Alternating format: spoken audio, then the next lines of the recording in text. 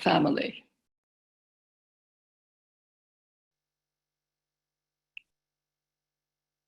When Dr. Bonus and I started our experiments in the mid-1970s, there were maybe 50,000 articles on glutathione in the medical literature. Today, there are at least 3 times that many, the gist of which is summarized elegantly in the new edition of Dr. Gutman's book on glutathione. It's a fabulous book, not only because I saw my name in it, but because it is so readable and comprehensive, and I thoroughly recommend it. Now, back to the 1970s. As most of you know, we found an especially prepared whey protein isolate, now called immunocal, when fed to mice, enabled them to make a stronger immune response, and they also showed greater resistance to infections like salmonella, which is food poisoning, or pneumococcus. And in addition, these mice were protected against developing cancer, and they lived longer. So there was an anti-cancer, anti-aging effect as well. Now, all these findings were very exciting, but we didn't know what in the immunocal was responsible for these effects. Then by chance, one day, Dr. Bonus happened to be talking to a colleague in the Department of Surgery where he worked at McGill, who said to him, "I think we're looking at glutathione." We had never even heard of glutathione. However, we soon learned that glutathione is a very important substance found in every cell in the body, in the plant and animal kingdom, even in microorganisms and fungi. And it has multiple functions, and as we learned later, it's especially important for the immune system. And we showed that mice fed immunocal indeed had not only an enhanced response, but also they developed increased glutathione levels in their tissues, while the control mice fed a placebo diet did not.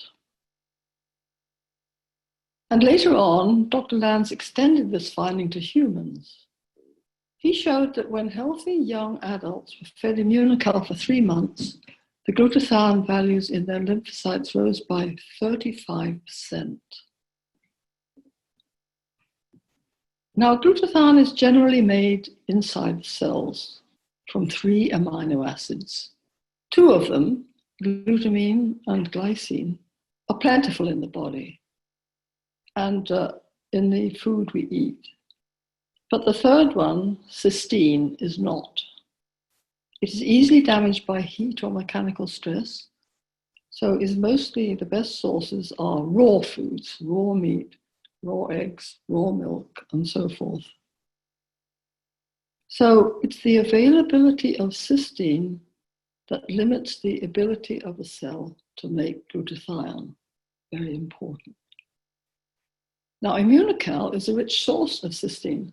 So the explanation of our findings was that Immunotec provided the cysteine needed to make glutathione, and this enabled the immune system to reach its full potential.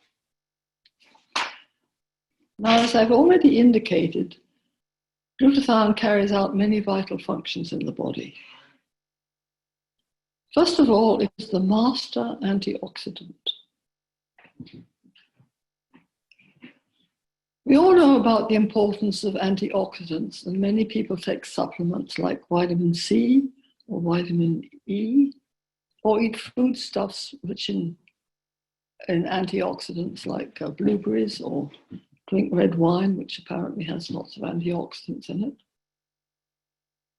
But by far the most important antioxidant in the body is glutathione.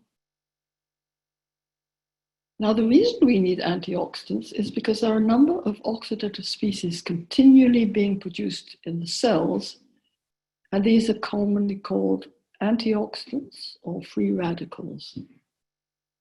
These are highly reactive, and will damage a cell component in a matter of microseconds if they're not inactivated by an antioxidant, usually glutathione, which then gets regenerated.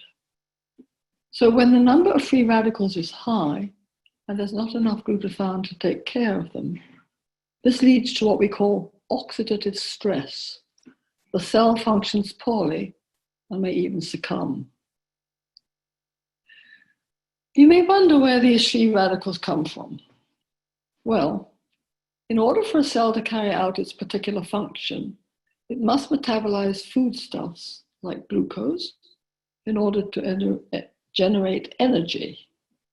And in doing so, these oxyradicals get spun off, so to speak, as an unwanted side effect. So that is one source. And there are many other sources of free radicals I could mention. For example, those produced by external influences such as sunlight on the skin or X-irradiation. Now, the immune system is very sensitive to low glutathione levels and functions poorly under these conditions. It's needed to make many of the intricate steps involved in generating an immune response. Too many to mention, but I will give you some examples. First of all, lymphocytes must multiply in order to produce an immune response. A single cell develops into as many as 500 daughter cells, forming what is called a clone. So now the body will require 500 times as much glutathione. In the case of one lymphocyte, the B cell, it will then make lots of antibody to take care of the infection, again needing glutathione to do so. And another type of lymphocyte called a killer T cell will attack and destroy virally infected cells, but it cannot do this unless it has sufficient glutathione.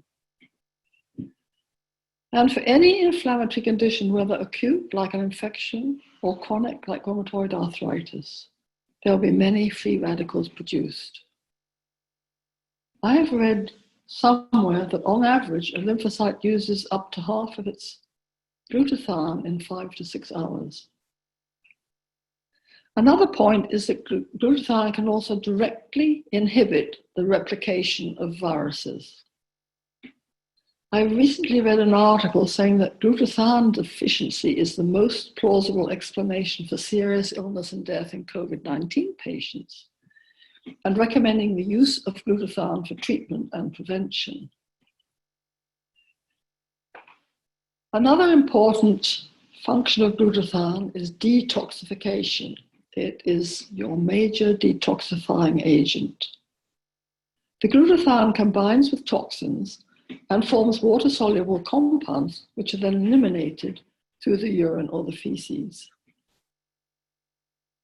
One point I should mention that in this case, the glutathione is not regenerated, but is lost from the body, so there's always a need for replenishment of cysteine to make glutathione, especially if the body is dealing with a toxin like mercury poisoning, for example. Much of the detoxification is carried out in the liver and kidneys, so there's a lot of glutathione found in these organs. And lack of it can lead to poor liver function and damage to cells and organs of the body if the toxins build up in the circulation to a sufficiently large amount. Now, where do these toxins come from? Well, some are acquired from external sources like the air or water pollutants, cigarette smoke, heavy metals like mercury, household cleaners, and so forth, many. Another source is from drugs.